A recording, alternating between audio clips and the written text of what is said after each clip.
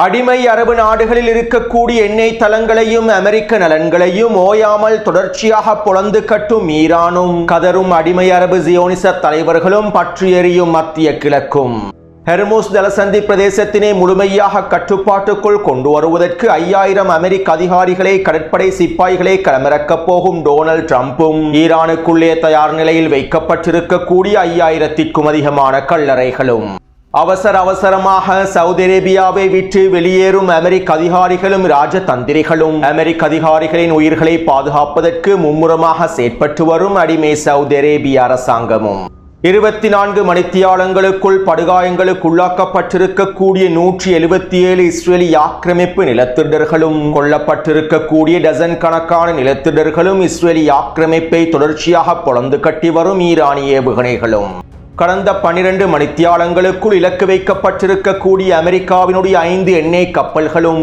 ஈரானின் காத்தமல் அன்பியா தலைமையகத்தின் அதிரடியான அறிவிப்பும் அடிமை அரபு ஜியோனிச தலைவர்களுக்கு ஞாபகம் வந்திருக்கக்கூடிய சகோதரத்துவமும் ஈரானுக்கு எதிராக ஒன்றிணைந்து போரை ஆரம்பிப்பதற்கு முயற்சிகளை மேற்கொண்டு வரக்கூடிய அடிமை அரபுகளும் துரோகிகளும்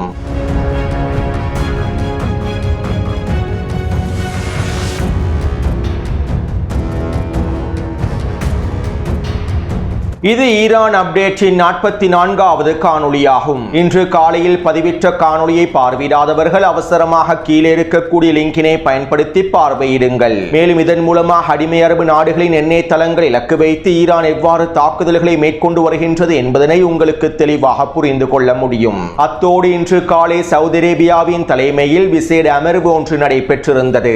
இந்த அமர்விலே சவுதி அரேபியாவினுடைய வெளியுறவுத்துறை அமைச்சரும் ஏனைய அடிமை அரபுகளுடைய வெளியுறவுத்துறை அமைச்சர் துருக்கி, அசர்பைஜான் மற்றும் பாகிஸ்தானினுடைய வெளியுறவுத்துறை அமைச்சர்களும் கலந்து கொண்டிருந்தார்கள். ஒட்டுமொத்த அடிமை அரபுகளும் துரோகிகளும் ஒன்றிணைந்து பேச்சுவார்த்தைகளை மேற்கொண்டு ஈரானுக்கு எதிரான கண்டன அறிக்கைகளை வெளியிட்டுள்ளார்கள். மத்திய கிழக்கில் இருக்கக்கூடிய அரபு நாடுகளுக்கு எதிராக ஈரான் மேற்கொண்டு வரக்கூடிய ஏவுகணை தாக்குதல்களையும் ட்ரோன் தாக்குதல்களையும் நாங்கள் வன்மையாக கண்டிக்கின்றோம். ஈரான் எங்களுடைய நாடுகளின் இறையாண்மையை மதிக்க வேண்டும். அரபு நாடுகளின் இறையாண்மையை மதிக்க வேண்டும். ஈரான் தற்போதே அதனுடைய அனைத்து ட்ரோன் தாக்குதல்களையும் ஏவுகணை தாக்குதல்களையும் நிறுத்திவிட வேண்டும். ஈரான் இவ்வாறு தாக்குதல்களை நிறுத்தாவிட்டால் நாங்களும் எங்களுடைய அடுத்த கட்ட தாக்குதல்களை ஆரம்பிப்போம். இதற்கு மேலும் எங்களுக்கு ஈரானின் தாக்குதல்களை பொறுத்துக் கொள்ள முடியாது. மேலும் இதற்கான பதிலடிகளை நாங்கள் ஒன்றிணைந்து வழங்குவதற்கு தயாராகவே இருக்கின்றோம் என ஒட்டுமொத்த அடிமை அரபுகளும் துரோகிகளும் ஒன்றிணைந்து ஈரானுக்கு எதிரான கண்டன அறிக்கைகளையும் மிரட்டல்களையும் வெளியிட்டுள்ளார்கள். அத்தோடு ஈரானுக்கு உச்சழுத்தத்தை வழங்கும் நோக்கில் ஈரானினுடைய தாக்குதல்களை முழுமையாக நிறுத்தும் நோக்கத்தில் ஈரானுக்கு எதிரான தாக்குதல் ஒன்றை பதிலடி தாக்குதல் ஒன்றை மேற்கொள்வதற்கு அடிமை அரபுகளும் துரோகிகளும் ஒன்றிணைந்து திட்டமிட்டிருப்பதாக தகவல்கள் வெளியாகியுள்ளன.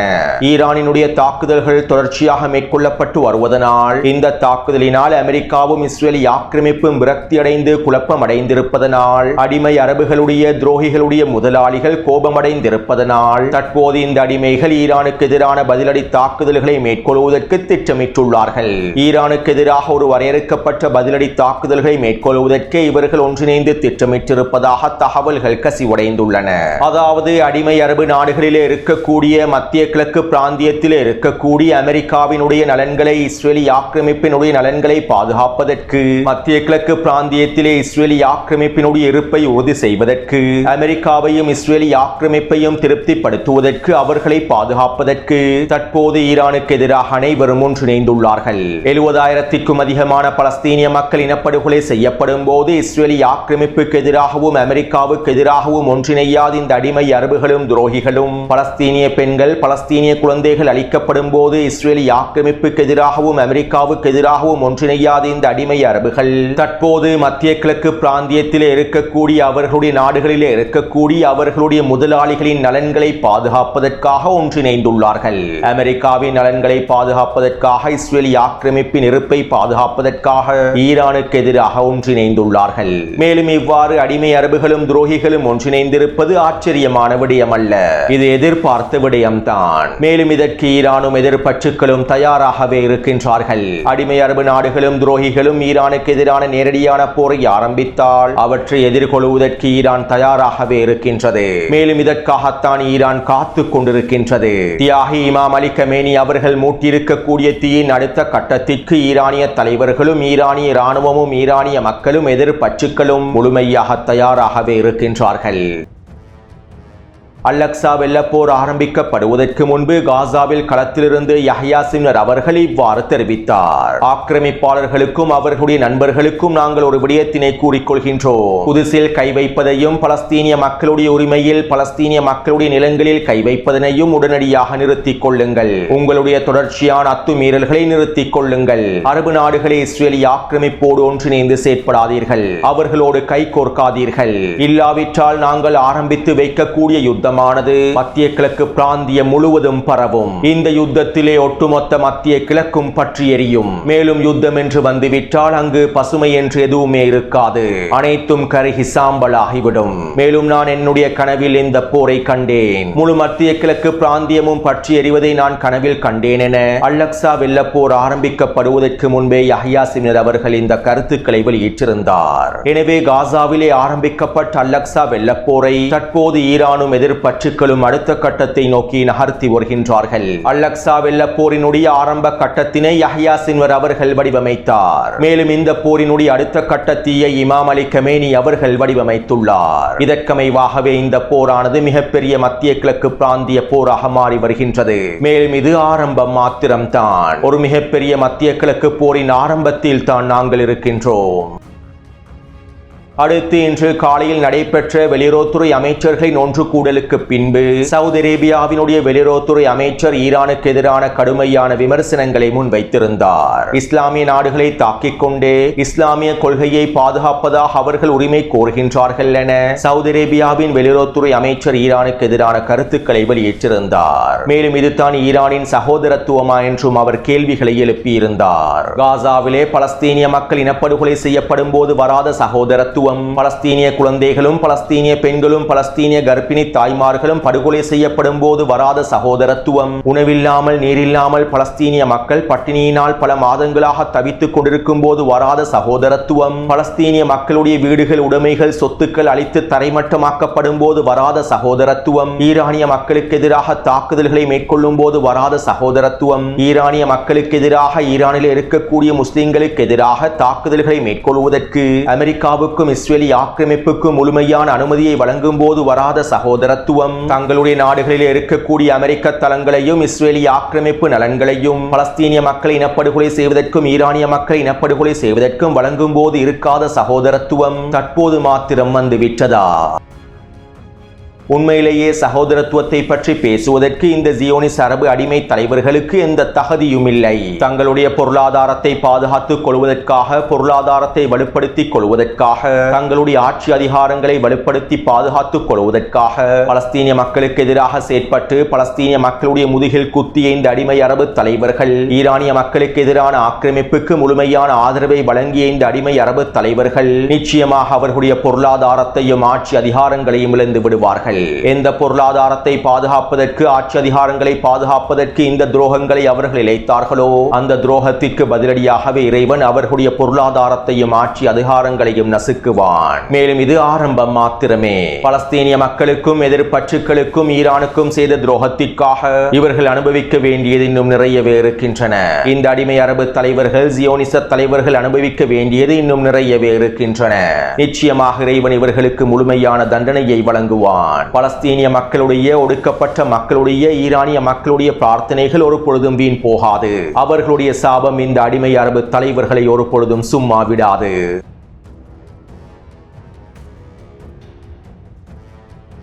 அடுத்து ஈரான் அதனுடைய பதிலடி தாக்குதல்களை வீரியமாக மேற்கொண்டு வருகின்றது.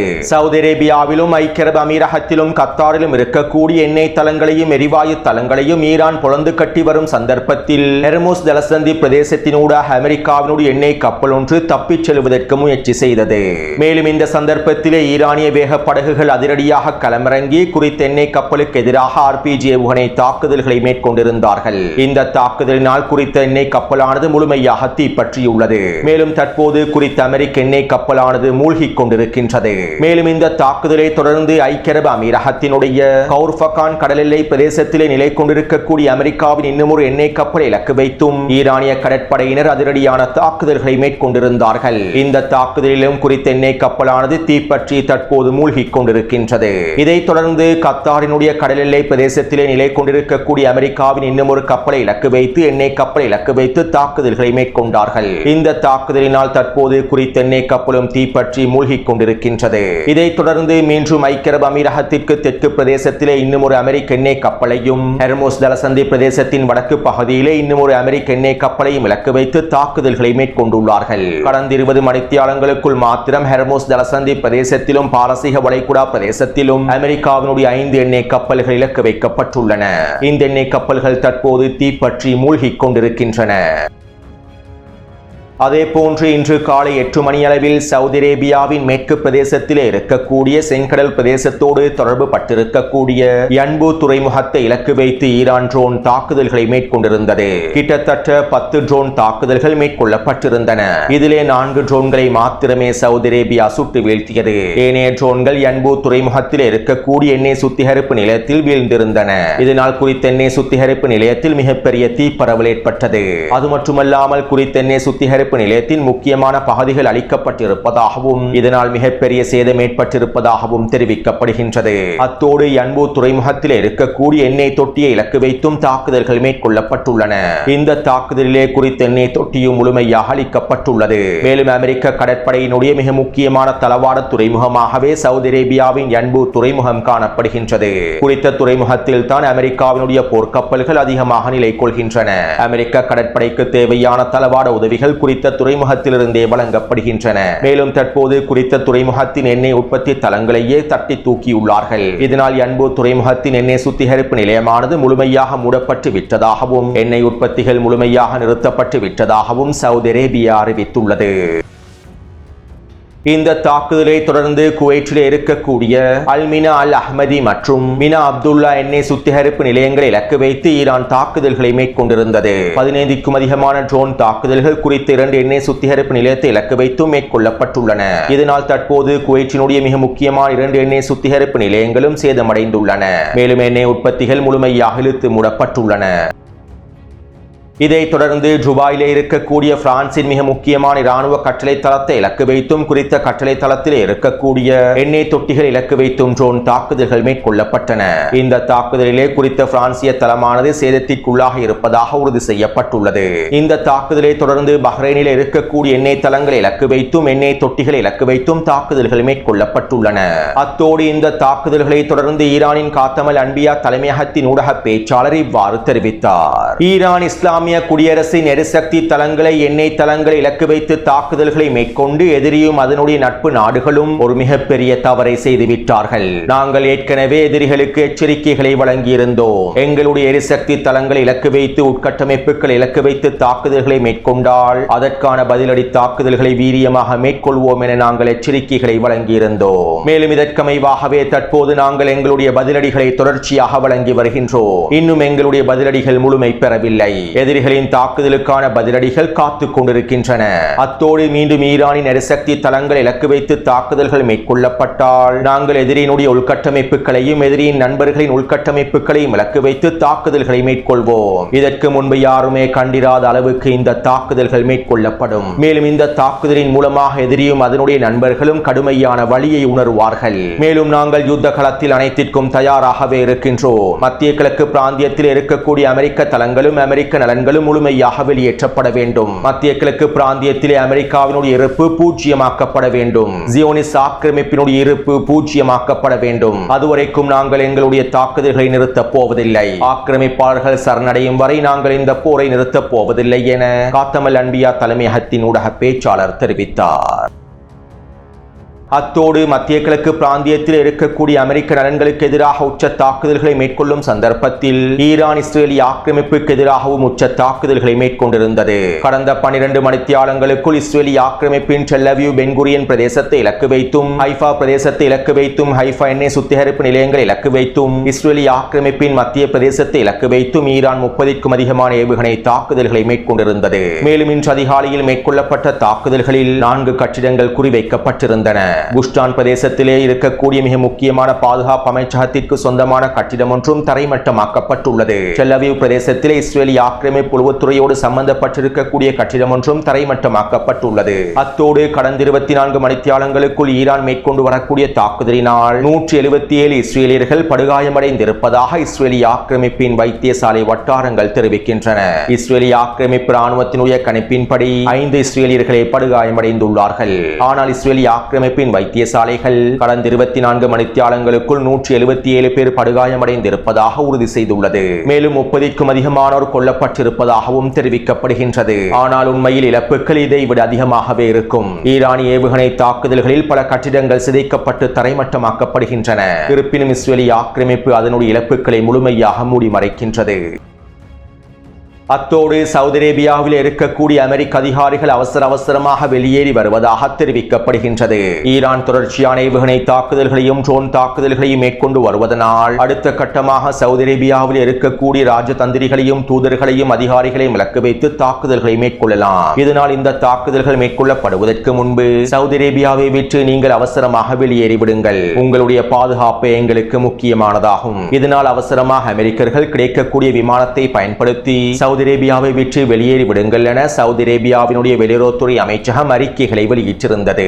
அதாவது தங்களுடைய முதலாளிகளை பாதுகாப்பதற்காக அடிமை அரபுகள் அவர்களுடைய உயிரை பணயம் வைத்து எல்லா விதமான முயற்சிகளையும் மேற்கொண்டு வருகின்றார்கள். அடுத்து விரக்தி அடைந்து மன அழுத்தத்தினால் பாதிக்கப்பட்டிருக்கக்கூடிய டொனால்ட் ட்ரம்ப் ஹெர்முஸ் ஜலசந்தி பிரதேசத்தினை கட்டுப்படுத்துவதற்கு 5000 அதிகாரிகளையும் சிப்பாய்களையும் களமிறக்கப் போவதாக தெரிவித்துள்ளார். மேலும் இதற்கான வேலை திட்டங்கள் மும்முரமாக நடைபெற்று வருவதாகவும் தெரிவிக்கப்படுகின்றது. அத்தோடு இந்த போர் ஆரம்பிக்கப்படுவதற்கு முன்பே ஈரானியர்கள் 5000க்கும் அதிகமான கல்லறைகளை உருவாக்கி இருந்தார்கள். அமெரிக்கர்களை எங்களுடைய கல்லறைகளில் புதைக்க முடியாது என்பதனால் அவர்களுக்கு நாங்கள் தனியான கல்லறைகளை உருவாக்கியுள்ளோம் என ஈரானியர்கள் அறிவித்தார்கள். எனவே தற்போது இந்த கல்லறைகளை நிரப்புவதற்கே டொனால்ட் ட்ரம்ப் 5000க்கும் அதிகமான அமெரிக்க அதிகாரிகளையும் சிப்பாய்களையும் ஹெர்முஸ் ஜலசந்தி பிரதேசத்திலே களமிறக்கப் போகின்றார். எனவே இந்த காணொளி தொடர்பான கருத்துக்களை பதிவிடுங்கள். தொடர்ந்தும் என்னுடன் இணைந்திருங்கள். நன்றி, வணக்கம்.